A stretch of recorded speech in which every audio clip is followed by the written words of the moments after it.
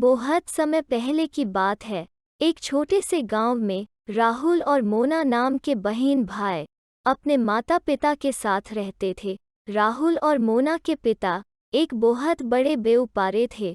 पूरे गांव में वो सबसे ज़्यादा अमीर थे और सारे गांव के लोग उनकी बहुत इज्जत करते थे। राहुल और मोना के माता पिता अपने बच्चों राहुल और मोना से बेहद प्यार करते थे और उनकी हर मुंह मांगी चीज़ को पूरा करते थे। इनका परिवार खुशियों से भरा हुआ था। मगर कुछ अरसे बाद ही राहुल और मोना के माता पिता को किसी ने बड़ी ही बेरहमी से कत्ल करवा दिया। राहुल और मोना अपने माता पिता के देहांत का सुन के बहुत रोए और अब वो बिल्कुल ही अकेले रह गए। कोई भी ना था जो उनके सर पे हाथ रखता। इसी कठिन समय में घर की नौकरानी लक्ष्मी ने राहुल और मोना की देखभाल का जिम्मा लिया और दिन यूं ही गुजरने लगे। कई साल बीत चुके थे। अब राहुल और मोना बड़े हो चुके थे और बचपन में जो प्यार इनके बीच था वो धीरे धीरे राहुल के दिल से ख़त्म होने लगा और उसके मन में ये लालच आ गया कि ये बंगला, गाड़ी और पैसे पे सिर्फ राहुल का ही हक है, क्योंकि वो बेटा है, इसीलिए इस जायदाद पे सिर्फ उसी का हक है।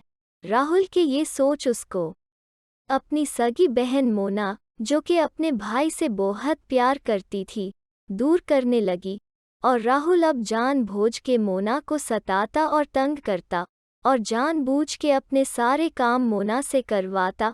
मगर मोना ये नहीं जानती थी कि उसका भाई क्या चाहता है, न ही उसके ज़हन में कभी ये बात आई।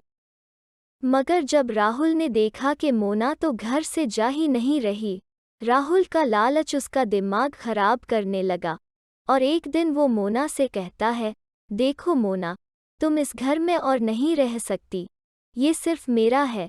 इस पर मोना कहती है, भाई आप ये कैसी बातें कर रहे हो, ये हम दोनों का घर है, आप मुझे कैसे इस घर से जाने का बोल सकते हो।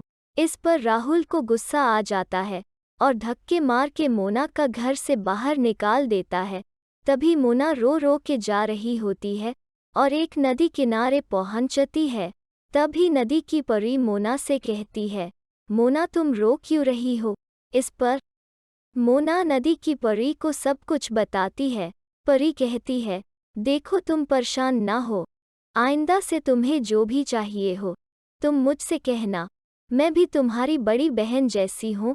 ऐसा कहकर परी मोना को कीमती जेवरात देती है और कहती है, इसको बेच के जो पैसे मिलेंगे तुम उससे एक अच्छा सा घर ले लो और कभी भी ज़रूरत हो किसी चीज़ की मुझसे कहना। मोना ऐसा ही करती है और इस दिन के बाद वो बहुत अमीर भी हो जाती है और उसकी ज़िंदगी हंसी खुशी गुजरने लगती है।